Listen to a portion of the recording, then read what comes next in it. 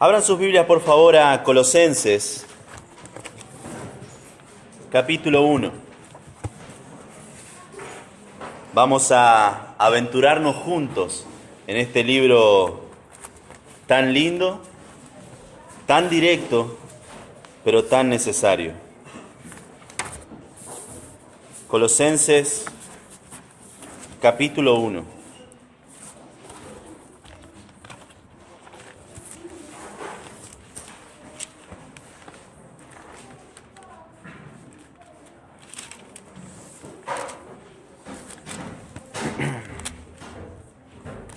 Solamente la palabra de Dios puede resumir en tan pocas palabras verdades tan profundas.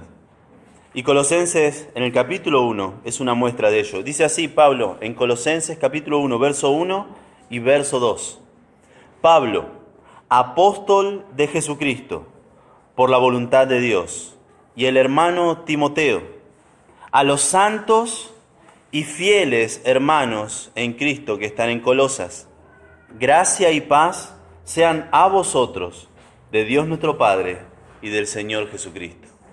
Oremos. Padre, te agradecemos, Señor, por tu palabra, te agradecemos porque ella es viva, ella es eficaz, y Señor, confiamos en que a través de tu palabra tú nos puedes hablar, a través de tus palabras tú nos puedes transformar. A través de tu palabra tú nos quieres guiar. Y Señor, te pido que lo hagas en esta mañana. En el nombre de Cristo Jesús. Amén. Había un novelista alemán que dijo, se llamaba Bertolt Brecht, capaz que lo pronuncio mal, las convicciones o las convicciones son esperanzas. También otro pensador dijo así, toda convicción es una cárcel, más allá del bien o del mal. Estamos presos de nuestras convicciones. Recuerdo una historia que es bien conocida en mi familia. ¿Vieron esas historias de familia? Donde si la contás a otro por ahí no la entiende, pero en tu familia tiene peso. Resulta que un seminarista había invitado a su novia a su casa. Sus padres no eran creyentes, él sí, y comieron un asado. En el asado se sirvió morcilla. El seminarista, por lo que dice Hechos capítulo 15, verso 29, creía que no debía comer morcilla, pero no se lo dijo a su novia. Entonces su novia, sin tener este preconcepto ni nada, se sirvió morcilla de todo el asado que había. Y el hombre puso la servilleta en la mesa y se fue. No le dijo nada a su novia, no le dijo nada a sus padres, simplemente se fue. Enojado. Después se dieron cuenta de por qué había sido, porque él creía que no había que comer morcilla. Justo se ve que en el seminario habrán enseñado eso en esa semana o algo por el estilo. La cuestión es que gracias a Dios, ese seminarista fue creciendo en su comprensión de la palabra de Dios, entendió que eso no le afectaba directamente a él, y ese novio y esa seminarista se casaron, y gracias a Dios, porque si no yo no estaría acá. Lo digo de esta manera porque siempre me acusan, siempre hablas de mí en tus prédicas. Yo no dije nada, ustedes lo entendieron. Pero siempre hay alguien que hace algo así por convicciones. Por ejemplo, el hincha de Boca jamás se pondría una remera que sea toda blanca y una franja roja. Hay seres humanos que perdieron apuestas y tenían que ponerse la camiseta del equipo contrario y no se la quisieron, o sea, quebrantaron su palabra antes de ponerse una camiseta del equipo contrario, ni que fuera la camiseta de Huracán, era de River o de Boca. Por convicciones hacemos cosas y estamos presos de lo que estamos convencidos que es lo correcto. Eso parece raro para otros, pero para nosotros es lo correcto y queremos hacer. Ahora, la mayoría del mundo evangélico pareciera no estar dispuesta a vivir por convicciones. La mayoría del mundo evangélico, no todos, pareciera estar dispuesto a vivir por conveniencia. Hago esto o aquello solamente si me conviene. O si no, peor aún, viviendo por sentimientos. Hago esto y aquello porque yo siento que tengo que hacerlo. Y está muy bien cuando hago lo correcto. Pero ¿qué pasa si no siento hacer lo correcto? No siento perdonar al hermano. No siento venir a la iglesia. Hoy no siento de leer la Biblia. Si hablas con cristianos que han crecido en su fe, ellos te van a decir, yo no siempre siento de leer la Biblia, pero lo hago. Una vida basada en conveniencias o sentimientos no es una vida cristiana que vaya a tener frutos a largo plazo. Y en este saludo inicial, Pablo a los Colosenses es una de las 4 epístolas de la prisión, junto con Efesios, Filipenses y Filemón. Podemos ver el reflejo de las grandes convicciones de un gran cristiano, del apóstol Pablo. Vamos a ver esta mañana que cada uno de nosotros podemos vivir en base a convicciones bíblicas, al aceptar las verdades que encontramos en este pequeño pasaje, pero profundo a la vez. La primera verdad que nos ayuda a vivir en base a convicciones bíblicas es mi ocupación básica. Y lo vemos en el versículo número 1. Dice así, Pablo, apóstol de Jesucristo, por la voluntad de Dios. Mi ocupación básica como creyente es la voluntad de Dios. Lo que Pablo fue por la voluntad de Dios. Dijo así, apóstol de Jesucristo por la voluntad de Dios. Pablo permitió a Dios decidir qué era lo que él tenía que hacer con su vida. Pablo permitió a Dios que él tome las decisiones en cuanto a lo que él debía hacer con su vida. En Mateo capítulo 12, verso 50, dice así el Señor Jesucristo, porque todo aquel que hace la voluntad de mi Padre que está en los cielos, ese es mi hermano y hermana y madre. La voluntad de Dios debería ser la búsqueda de nuestras vidas, nuestra profesión, si pudiéramos decirlo de esa manera. Lo que queremos hacer, no importa de qué estemos trabajando, podemos cambiar de trabajo. No importa de qué equipo seas, podés cambiar de equipo. No importa si tu condición física, eso puede cambiar, pero de buscar la voluntad de Dios para tu vida, eso no debe cambiar. También leemos en Juan capítulo 7, versos 17 y 18, el que quiera hacer la voluntad de Dios, conocerá si la doctrina es de Dios o si yo hablo por mi propia cuenta. El que habla por su propia cuenta, su propia gloria busca. Pero el que busca la gloria del que le envió, es decir, que busca hacer su voluntad, este es verdadero y no hay en él injusticias. Pablo procuró hacer la voluntad de Dios. Y lo que él llegó a hacer, lo reconoce. Esto fue la voluntad de Dios. Ahora, eso es lo que él buscó. Pero veamos el resultado, la profesión que Dios eligió para Pablo. Dice así, Pablo, apóstol de Jesucristo, por la voluntad de Dios. Dios eligió la profesión para Pablo, que era ponerlo en el ministerio y específicamente para él, ser un apóstol. La palabra apóstol viene del griego apostelo, apostelo, que significa enviar o enviado. Y la idea de esta palabra usada como título es la de alguien enviado especialmente para ir entre los hombres como embajador o mensajero. El apóstolos como título era alguien que tenía que ir entre los hombres como un embajador o como un mensajero. Eso me da ciertas cuestiones. Primero, que él es enviado por Dios. Es un embajador. Él no fue porque él quiso. Él no fue porque tenía ganas. Él no fue porque un día dijo, hoy quiero ser apóstol. Fue Dios el que lo envió. Y eso le dio autoridad.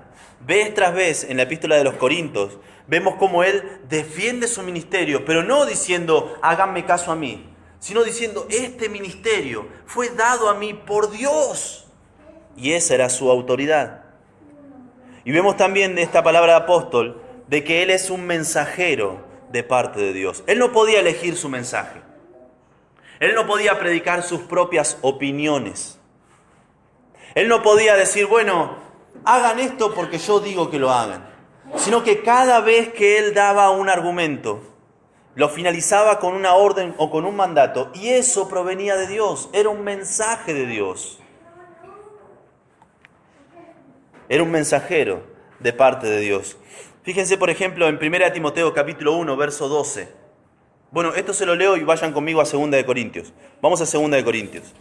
1 Timoteo capítulo 1, verso 12 dice así: doy gracias al que me fortaleció, a Cristo Jesús, Pablo hablando, nuestro Señor, porque me tuvo por fiel poniéndome en el ministerio. Quien puso a Pablo en el ministerio fue Dios mismo. Quien pone a alguien en el ministerio es Dios mismo. 2 de Corintios.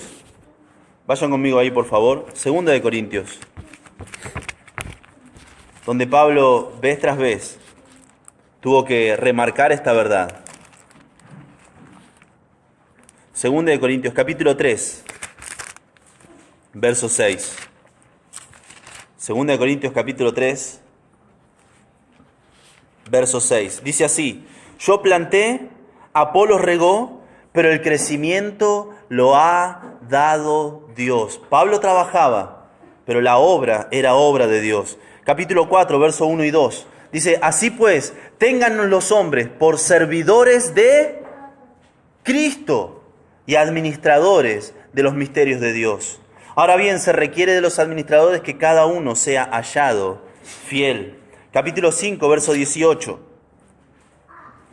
No, perdón, no tiene 18. Capítulo 4, verso 5. Así que no juzguéis nada antes de tiempo, hasta que venga el Señor, el cual aclarará también lo oculto de las tinieblas y manifestará las intenciones de los corazones.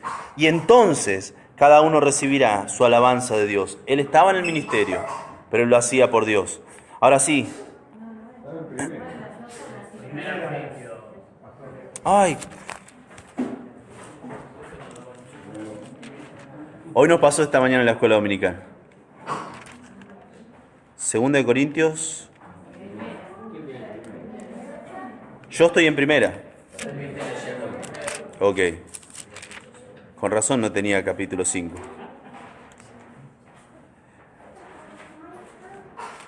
3, 6.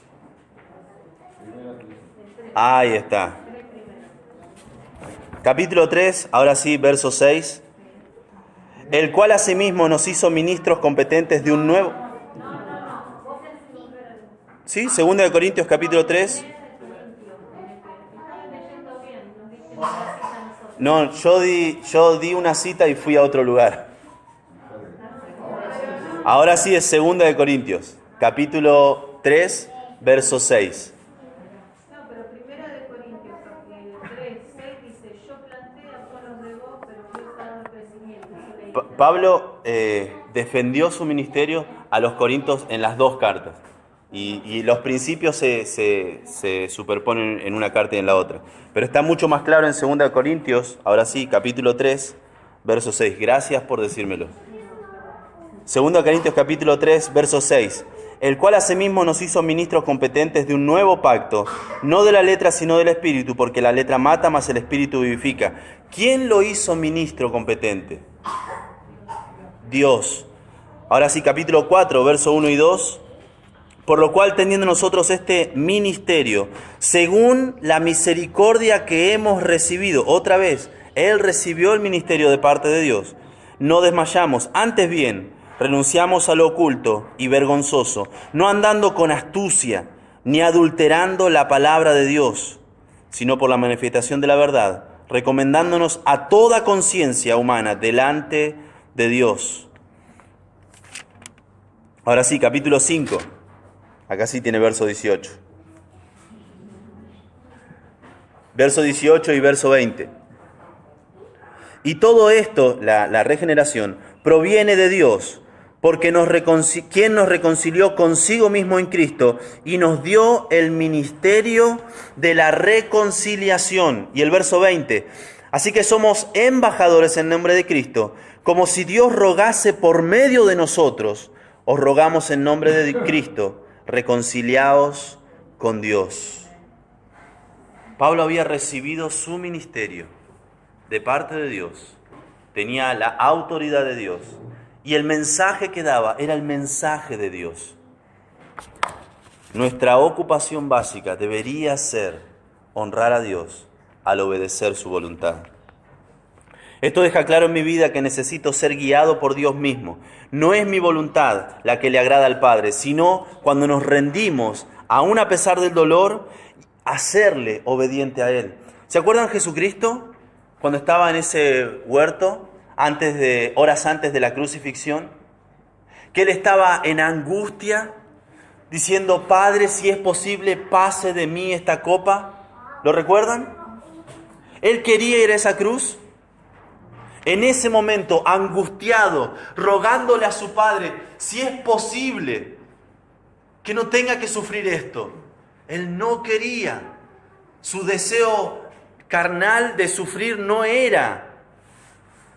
Sin embargo, terminó su oración diciendo, no se haga mi voluntad, sino la tuya. Hay momentos en nuestras vidas que tenemos que tomar decisiones difíciles para seguir la voluntad de Dios. Obviamente que sí. Pero a pesar del dolor, que es un dolor real, a pesar del sufrimiento, que puede ser un sufrimiento real, lo es para vos, la recompensa de ser fieles a Dios y de buscar su voluntad no tiene comparación. Nuestra profesión básica, la voluntad de Dios. La segunda verdad que nos ayuda a vivir en base a convicciones bíblicas es cuál es mi relación básica, y es la hermandad. Fíjense conmigo en Colosenses capítulo 1. Después de haber dicho apóstol de Jesucristo por la voluntad de Dios, dice, y él, hermano Timoteo. ¿Qué era Timoteo de Pablo? Acá dice hermano, pero ¿qué otra relación tenía con Pablo? Timoteo era discípulo de Pablo. Pablo era su maestro o su mentor. Sin embargo, cuando se presenta delante de la iglesia, no le dice mi discípulo Timoteo, sino que lo llama mi hermano. Incluso a la iglesia de Colosas les llama hermanos. Verso número 2. Y a los santos y fieles hermanos en Cristo. Acá no había quién era mayor o quién era menor. Todos eran hermanos en Cristo. Nuestra relación básica, fundamental, es nuestra hermandad en Cristo. Esa es nuestra relación esencial. Pueden haber otro tipo de relaciones, por ejemplo, un empleador con su empleado. Pueden haber relaciones de vecinos. Puede haber relaciones de maestros y alumnos, relaciones de amigos, de compañeros de trabajo. Puede haber diferentes tipos de relaciones, pero la relación básica de todos los que creemos en el Señor Jesucristo, la que nos identifica de manera prioritaria, es nuestra hermandad. Somos hermanos, hijos de nuestro Padre Celestial.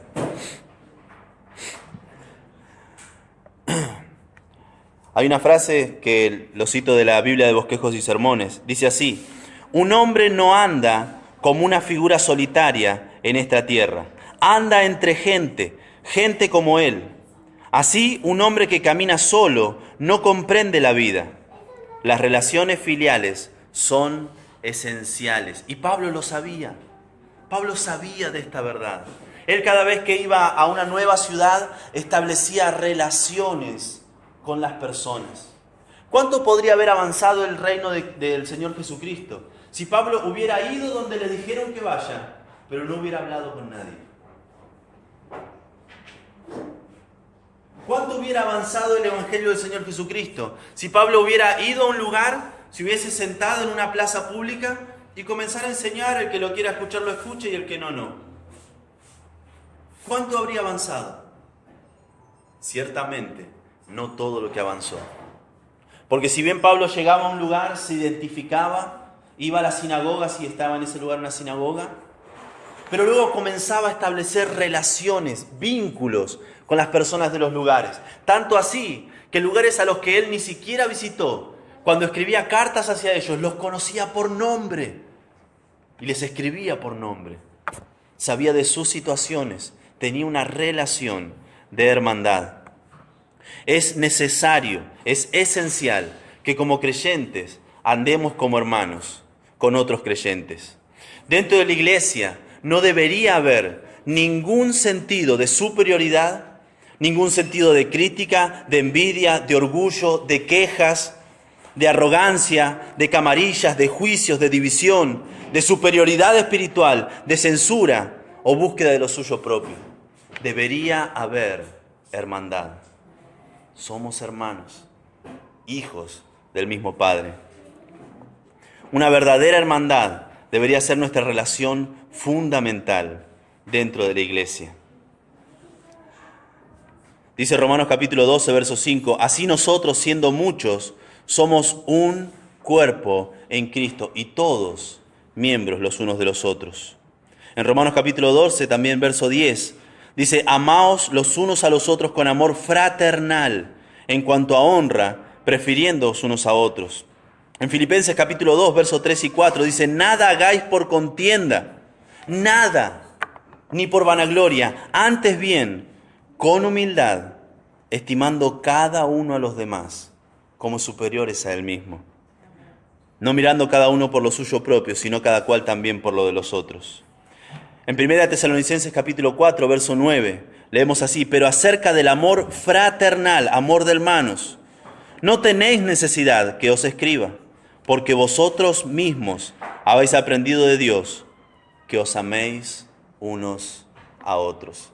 Y vez tras vez, en Hebreos capítulo 13, en 1 de Pedro capítulo 5, se nos habla de este amor fraternal que nos debería identificar, un amor de hermano. La tercera verdad que nos ayuda a vivir en base a convicciones bíblicas, y la última, es la de mi necesidad espiritual básica. Dice así el texto, Colosenses capítulo 1, verso 2. A los santos y fieles hermanos en Cristo que están en Colosas, gracia y paz sean a vosotros de Dios nuestro Padre y del Señor Jesucristo. La madurez espiritual.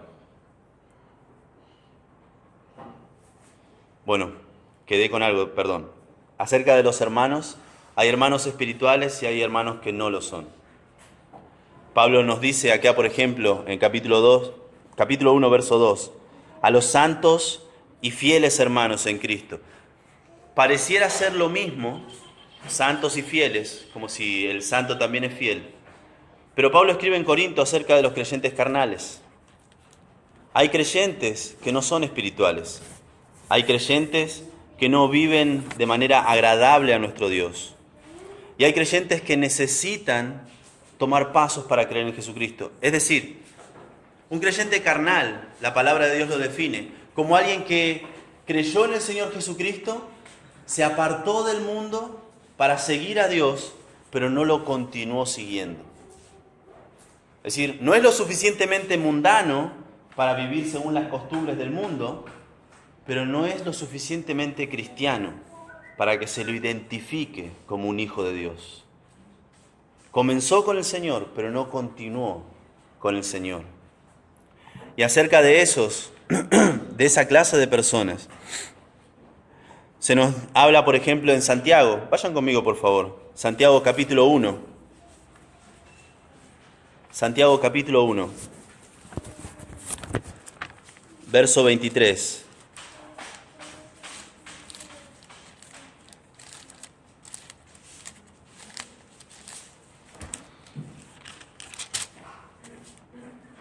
Santiago capítulo 1, verso 23.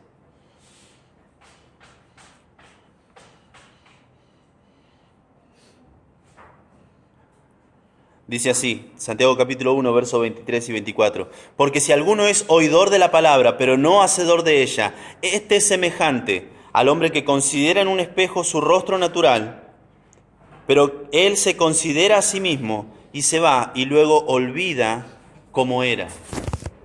Una persona que se dio cuenta cómo era, se dio cuenta que estaba mal, en la figura utiliza a alguien que se levanta y se ve en el espejo todo despeinado, todo desarreglado, pero luego se va, no se arregla y se olvida cómo era. ¿Alguna vez les pasó de ir caminando los hombres con los pedacitos de papel higiénico por la sangre? ¿Sí? Uno dice, sí, tengo que quitármelo. Y se va y luego se olvida. Delante de los demás, uno se da cuenta porque lo miran raro, algunos se ríen. Hay algo que está mal, que no debería estar. Lo mismo en un creyente carnal. Él va a la iglesia. ¿Por qué hace lo que hace? ¿Por qué vive de esa manera? Un creyente carnal. Se considera, sí, esto está mal, eso tengo que cambiarlo. Y nunca lo cambia. Por otro lado, está el creyente espiritual. Dice, a los santos y fieles. Los fieles son esos creyentes espirituales. ¿Saben cuál es la marca de madurez en un creyente? La marca distintiva de madurez en un creyente. La fidelidad. Tanto es así que en la palabra de Dios leemos de que el que perseverare hasta el fin, ese será salvo. La fidelidad, el ser obediente a Dios, un día y otro día y otro día y otro día, y así hasta que Cristo venga o nosotros estemos delante de Él por la muerte. La fidelidad es la marca de un creyente maduro. Y por último, ahora sí, la necesidad básica de toda persona. Colosenses capítulo 1, verso 2. Gracia y paz sean a vosotros, de Dios nuestro Padre y del Señor Jesucristo. La primera de ellas es gracia. En Efesios capítulo 2, verso 8, otra de las epístolas de la prisión, Efesios capítulo 2, verso 8, leemos acerca de la gracia y de la importancia para nuestras vidas. Efesios capítulo 2, verso 8, dice así, verso 7 para tener el contexto. Para mostrar en los siglos venideros las abundantes riquezas de su gracia en su bondad para con nosotros en Cristo Jesús. Verso 8, porque por gracia sois salvos por medio de la fe. Y esto no de vosotros, pues es don de Dios. Algunos llegan a entender que el don de Dios es la fe. Pero si analizamos el texto gramaticalmente, el don de Dios es su gracia, ese perdón inmerecido que necesitamos desesperadamente. Este versículo nos dice que sin gracia de parte de Dios no hay esperanza de vida eterna para nadie, ni para el peor de los pecadores, ni para el más aplaudido de los buenos. No hay esperanza para nadie, porque dice, por gracia sois salvos por medio de la fe, y esto no de vosotros. Es un don de Dios. La gracia la necesitamos desesperadamente. Y la segunda cosa que necesitamos desesperadamente de parte de Dios es la paz. Acompáñenme a Filipenses. Filipenses capítulo 4.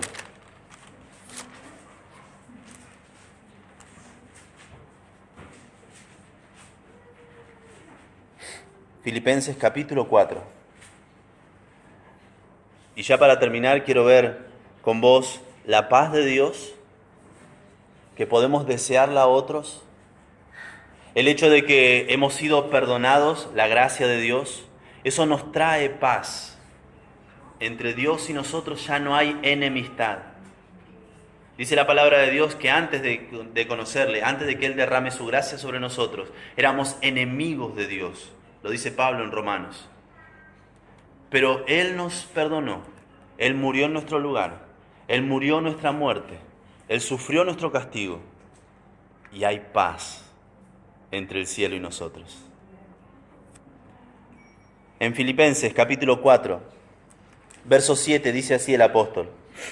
Y la paz de Dios, que sobrepasa todo entendimiento, guardará vuestros corazones y vuestros pensamientos en Cristo Jesús. Pablo les habla a los filipenses, a la iglesia de Filipos, que debían permanecer en oración, que debían permanecer con gozo, como vimos la semana pasada, a pesar, capítulo 1, de las circunstancias, capítulo 2, a pesar de otras personas, capítulo 3, a pesar de las posesiones, y en este capítulo 4, a pesar del afán, sea por salud o por riqueza o por cualquier otra cosa, debían permanecer, y la paz de Dios iba a cuidarlos, iba a cuidar sus corazones, iba a cuidar su manera de pensar. Y podemos desear paz para otros, pero no puede haber paz si no hay gracia primero, y no puede haber gracia si no hay arrepentimiento. Pero lo segundo, sigan leyendo conmigo. Verso 8. Por lo demás, hermanos, todo lo que es verdadero, todo lo honesto, todo lo justo, todo lo puro, todo lo amable, todo lo que es de buen nombre, si hay virtud alguna, como excelencia moral, se usa esa palabra, si algo digno de alabanza, en esto pensad. La paz de Dios está disponible cuando tenemos la gracia de Dios en nuestras vidas. Pero sigue aún más el apóstol, versículo 9. Lo que aprendisteis y recibisteis y oísteis y visteis en mí, esto haced. ¿Hay perdón de los pecados? Sí. Incluso para el creyente carnal, que aún está luchando con su manera de vivir, hay perdón de pecados. La palabra de Dios lo dice. Pero no hay una relación, no hay una comunión de paz si no hay madurez. Dice Pablo, todo esto que vieron, que escucharon, que entendieron, que vieron que yo hice, esto tienen que hacer ustedes. La obediencia es una marca distintiva de la madurez y no puede haber paz si no hay obediencia. Pero cuando hay obediencia, dice así el verso 9, la segunda parte, y el Dios de paz estará con vosotros. Una cosa es, tengo la paz de Dios. No hay condenación, Romanos capítulo 8, para los que están en Cristo. Pero el tener una relación con Dios, una comunión con Dios. Una cosa es la paz de Dios y otra cosa es poder tener acceso al Dios de paz.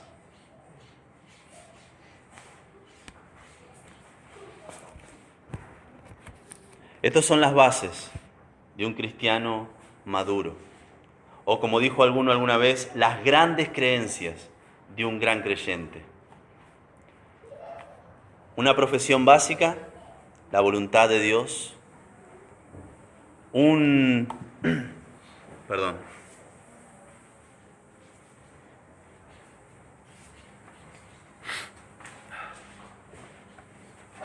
ocupación básica, la voluntad de Dios. Una relación básica, la de la hermandad.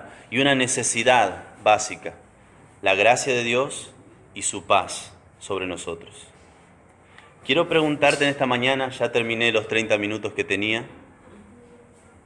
¿Hay paz en tu vida? ¿Hay paz? Pueden suceder tormentas a tu alrededor.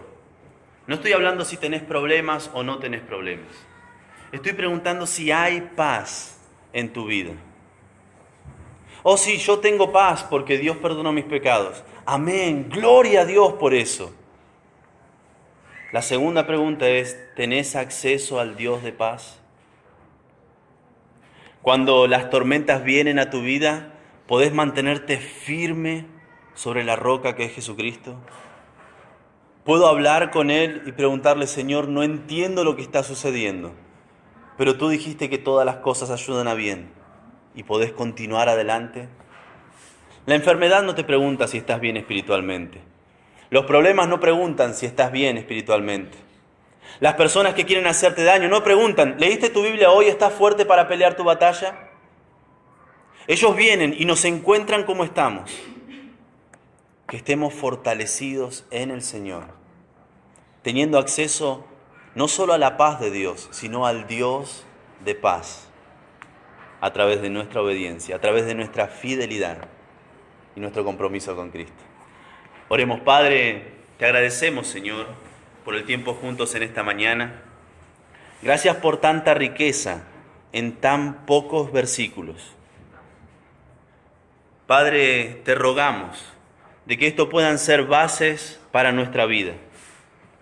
Te rogamos de que esto pueda ser cimientos sobre los que podamos edificar nuestras vidas.